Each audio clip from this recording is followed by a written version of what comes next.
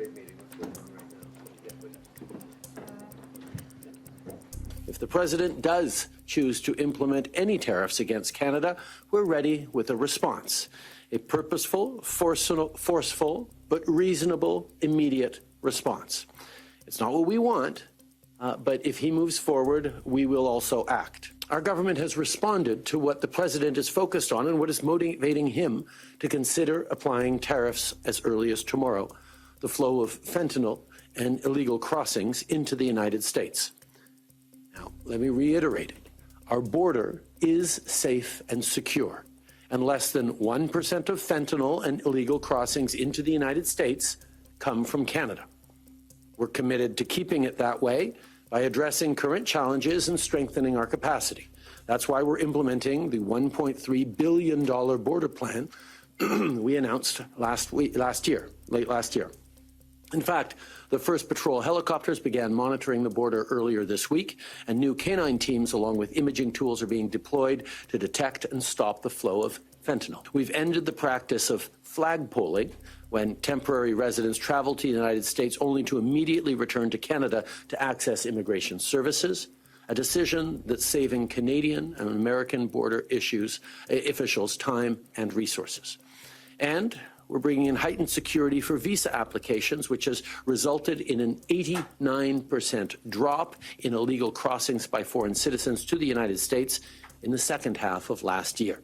Right now, we're showing the new American administration that they have a strong partner in Canada when it comes to upholding border security, all while simultaneously underscoring that we won't back down, that if tariffs are implemented against Canada, we will respond. We won't relent until tariffs are removed, and of course, everything is on the table. We know there are things we can do to increase Canada's competitiveness and effectiveness in a more complex world, and moving forward on internal trade with new energy is something that this Council has been directly encouraging us and responsible for us doing. Of course, I won't sugarcoat it. Our nation could be facing difficult times in the coming days and weeks. I know Canadians might be anxious and worried, but I want them to know the federal government, and indeed all orders of government, have their backs.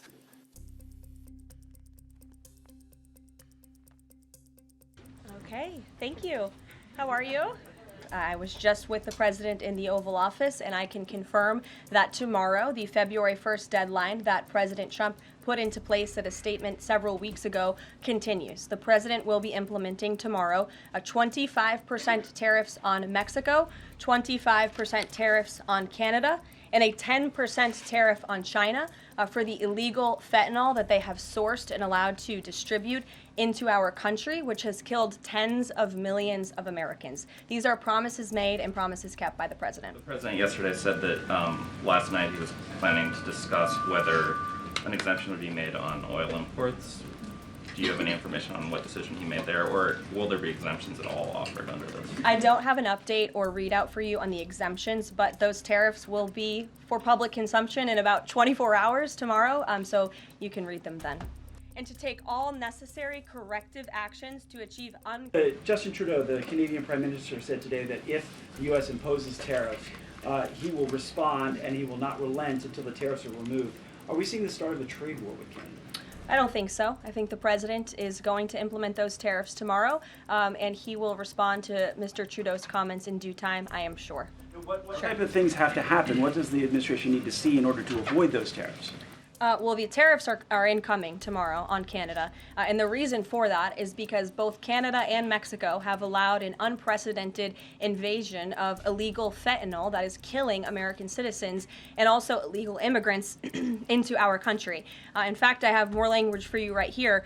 Canada, Mexico, and China, which, as I mentioned, President Trump will implement a 10% tariff on China, have all enabled illegal drugs to pour into America. The amount of fentanyl that has been seized at the southern border in the last 2 years alone has the potential to kill tens of millions of Americans. And so the president is intent on doing this, and I think Justin Trudeau would be wise to talk to President Trump directly before pushing outlandish comments like that to the media. Memorandum directs the Secretary of Transportation and the FAA administrator to immediately review all hiring decisions and changes to safety protocols made. Mr. President, is there anything China, Canada, and Mexico can do tonight to forestall your implementation of tariffs tomorrow? No, nothing.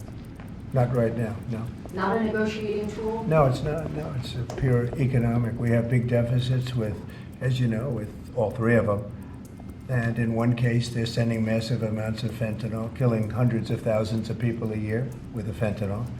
And in the other two cases, they're making it possible for this poison to get in, number one. And number two, we have big deficits, and it's something we're doing. And we'll possibly very substantially increase it or not. We'll see how it is. But it's a lot of money coming to the United States. As you know, we have about a $200 billion deficit with Canada, getting close to $200 billion. They've treated us very unfairly. And I say, why should we be subsidizing Canada? It's wonderful. I have so many friends in Canada. It's a great place. Is there a concession But you're looking for, sir? no, we're not looking for a concession. And we'll just see what happens. And so with Mexico, it's the same thing. We have a 250, but eventually we're going to put tariffs on chips. We're going to put tariffs on oil and gas. That'll happen fairly soon. I think around the 18th of February. And we're going to put a lot of tariffs on steel. We already have tariffs on steel, and we've saved our steel industry, but that was relatively small compared to what it'll be. But we're going to be putting tariffs on steel and aluminum and ultimately copper. Copper will take a little bit longer, and that'll happen pretty quickly. It'll mean it'll be a great boost for our steel industry. It'll make our steel industry very strong. But we're going to be putting tariffs on steel and aluminum and ultimately copper. Copper will take a little bit longer. Mr. President, will tomorrow's tariffs include oil? What? Will tomorrow's tariffs be inclusive of Canadian crude? I'm probably going to reduce the tariff a little bit on that. We think we're going to bring it down to 10% on the oil. So it's 25% on the Canada side. Mr. President, are these tariffs stacking on top of already existing tariffs, or Yes, this will be the on total? top of whatever may be existing. Well, you're asking me a question, because I'm sure you didn't hear, am I going to impose tariffs on the European Union? Do you want the truthful answer, or should I give you a political answer? Absolutely. Absolutely. The European Union has treated us so terribly. You promised Americans to try to reduce costs, and so many of the products Yeah. would be tariffed. And we are treated so badly. They don't take our cars. They don't take our farm products, essentially. They don't take almost anything. And we have a tremendous deficit with the European Union. So we'll be doing something very substantial with the European Union. We're going to bring the level up to where it should be. And yet I charged hundreds of billions of dollars of tariffs to countries. And tariffs don't cause inflation. They cause success. Cause big success. So we're going to have great success. There could be some temporary short-term disruption, and people will understand that. I had that when I negotiated some of the good deals for the farmers. But the tariffs are going to make us very rich and very strong, and we're going to treat other countries very fairly. But if you think about it, other countries charge us tariffs. We don't charge them tariffs, and it's about time that that changes. Sir, are you concerned about the market reaction around tariffs? No, no. Tariffs, the word tariff is a very misunderstood word. You've heard me say, I say it kiddingly, but it's one of the most beautiful words in the dictionary.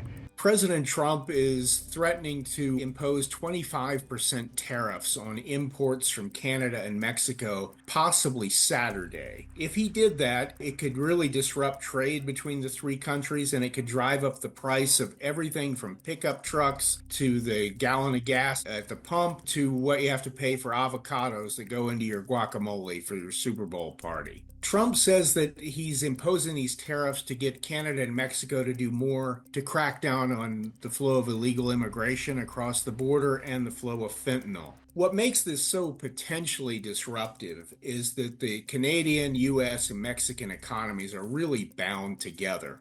you have a lot of trade crossing borders. You have cars where parts from the US go to Mexico and they get put in a car and shipped back across the border. These markets are really integrated, and you start throwing tariffs and taxes on this, it's really disruptive. Some economists believe it would raise the price of a car by $3,000. And to remind you, the price of a car right now, average new car is $50,000 and $26,000 for a used car. So this would make cars even more expensive. A lot of trade analysts thinks he has another motivation, and that is that the big trade agreement, the USMCA, comes up for renewal next year, and he may be trying to get leverage to get what the US wants on that.